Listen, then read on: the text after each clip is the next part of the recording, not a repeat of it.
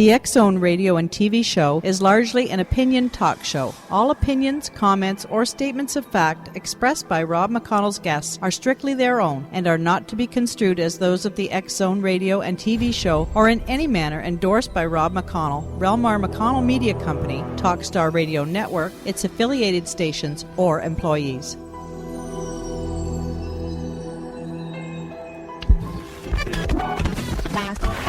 All Hit Radio.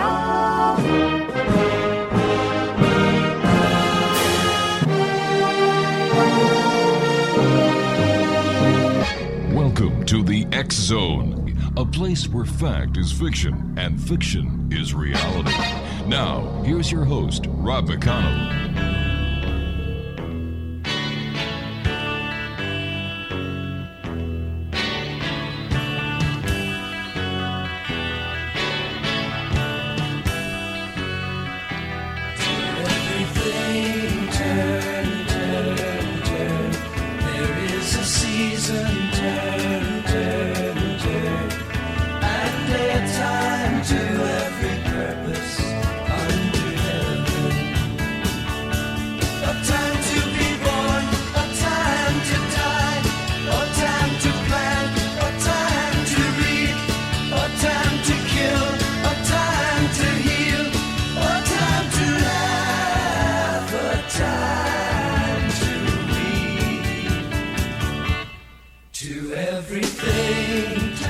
And welcome back, everyone. My guest this hour is Larry Falls, and Larry is a researcher and a sex scholar. He examines the strong relationship between sex and religion throughout Greek, Roman, and Christian eras. Larry believes the symbolism of the serpents, virgins, sacred harlots, and the temple prostitutes provide a link between sex and religion. The name of his new book is entitled When Sex Was Religion. His website is www.whensexwasreligion.net. And joining me now is Larry Falls. Larry, welcome to the X-Zone. Thank you very much. Tell us, what was your motive or your inspiration in writing your new book, When Sex Was Religion? Well, first of all, I spent my entire life going to Sunday school and church. And there were quite a number of questions that I wasn't happy with. It really never gave us an answer. Questions like, why were there so many different religions, and where did God come from, and how can I be considered a sinner when I didn't even know what a sinner was? Mm-hmm. And why do you think that these questions were never answered? Well, I think one of the greatest problems is that there's questions about obscenity and, right and wrong and things of that nature. We've all been basically taught to believe that sex, if anything, was originally a sin. Is this why shame and guilt came to be associated with sex, is because it was taught as a sin in order to be a control factor? Well, yes, it was a control factor, but more importantly, it was considered the aspect of an introduction to Christianity in itself. Well, when you look at, not being allowed to talk about anything but religion or sex or what have you, it was considered something that no one was supposed to know.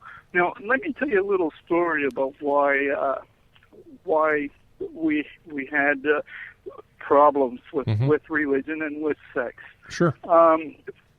Okay.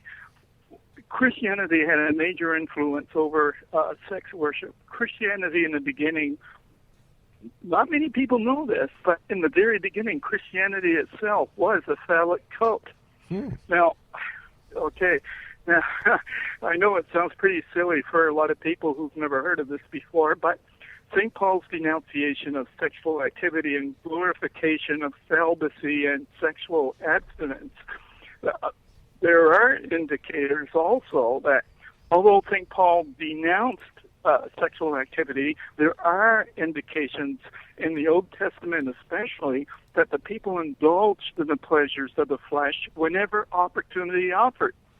They took advantage of the religious festivals, for example, to indulge in excesses. which in different circumstances they were compelled to practice in secret.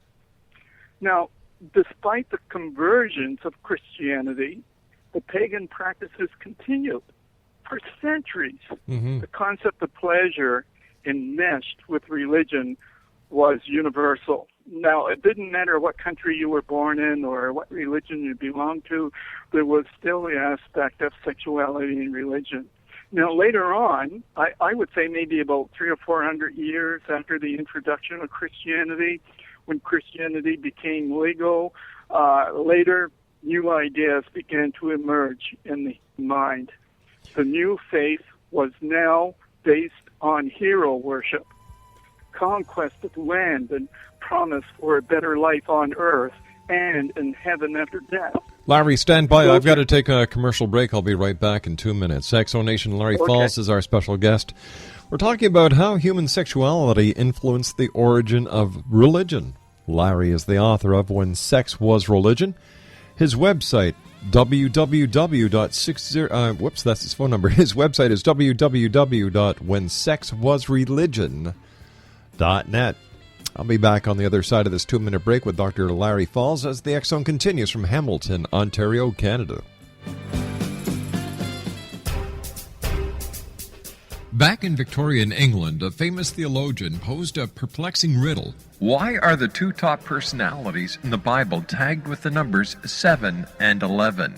Academics agree the answer is found in the stunning discovery of a hitherto secret Bible structure explained in a new book called The Genesis Grid. The discovery is so simple that preschool children could illustrate it.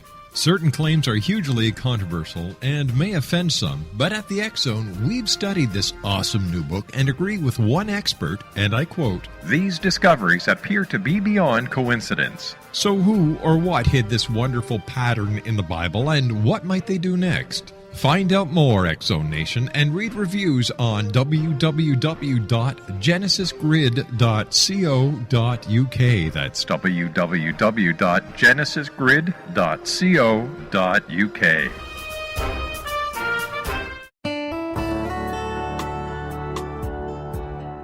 Are you or is someone you know struggling with addictions, depression, anxiety, relationships, low self-esteem, lack of confidence, grief, success, and prosperity? Do you know that your subconscious belief plays a big role in the outcome of your hard work? We can help you permanently change the beliefs that may be the reason for your struggles and failures. We care about getting you the return on your investment and the results you are looking for. We can help you be free of the limitations of your past and in realizing your highest potential. We work with people by phone and Skype. For more information, visit us at www.ritasoman.com. That's www.ritasoman.com.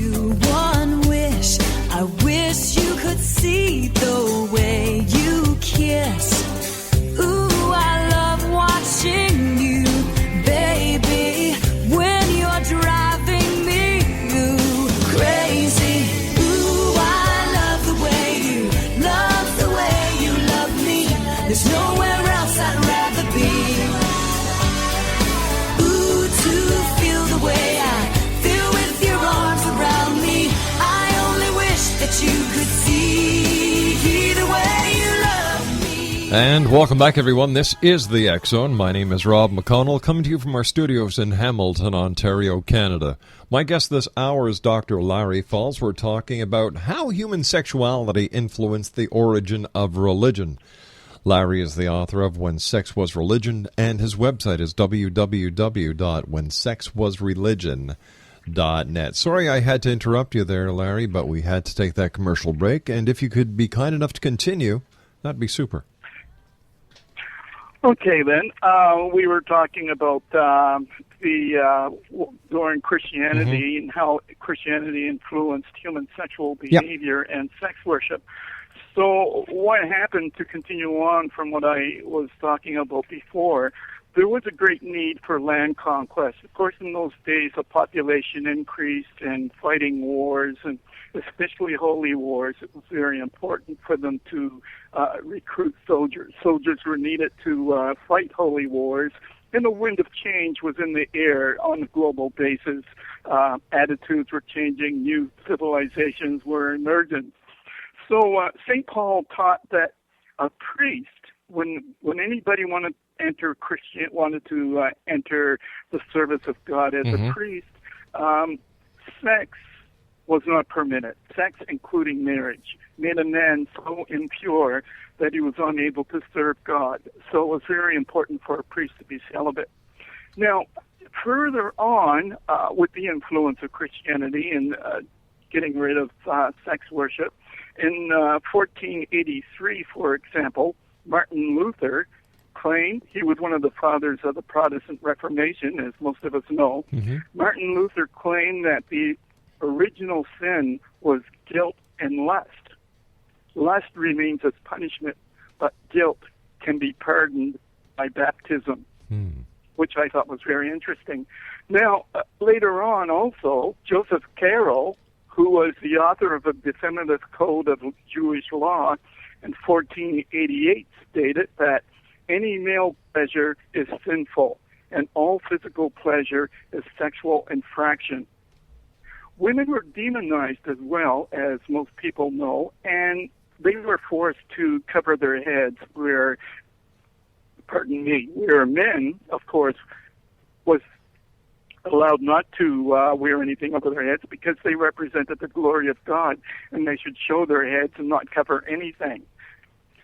Now, therefore, a man's head should show the glory of God, as it was stated, whereas women should cover their heads because men were the glory of God and women was the glory of men. So that's one of the reasons why Christianity took over phallicism. There were many more reasons than that, because if you read the book, you will notice that as we go through, there were quite a bit of behaviors that's not acceptable today. So now, I'm sorry. I'd just like to ask you one quick question here. So when was the sexuality of the church turned into the worship of deities as we know it today? Okay, it's really important to recognize the fact that sex and religion originated with nature worship. Ancient people believed that the moon, sun, and sky were the great impregnating powers in the universe, and the earth was the recipient of these powers. It was the earth that produced life. Right. So therefore, the earth itself was considered female. Mm-hmm. In the early stages of human development, however, the importance of reproduction was realized. They didn't know. Ancient people had no concept of what the biology was in reproduction. What they recognized was vegetation was observed to grow, plants and trees reproduced as if by magic. All mammals, including humanity, bore young. Then he did not understand he didn't understand the process of reproduction, but he was confronted with the result of some phenomenon which he dimly visualized as a reproductive force. This reproductive force, or spirit, was thought to have miraculous powers, such as the ability to produce animate objects out of non-living things.